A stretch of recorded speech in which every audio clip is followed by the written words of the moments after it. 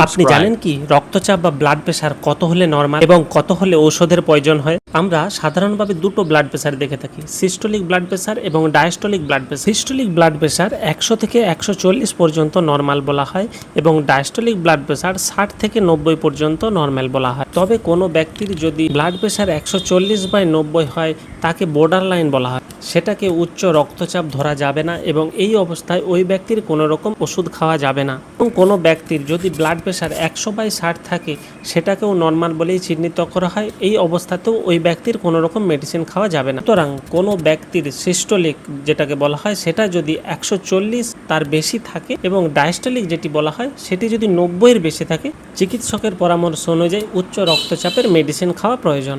যদি উচ্চ রক্তচাপ হয়ে থাকে বা ব্লাড প্রেশার বেশি থাকে, লাল মাংস এবং পাতে লবণ এবং প্রসেস জাতীয় ফুড খাওয়া থেকে বিরত থাকুন। সুস্থ থাকুন, ভালো থাকুন।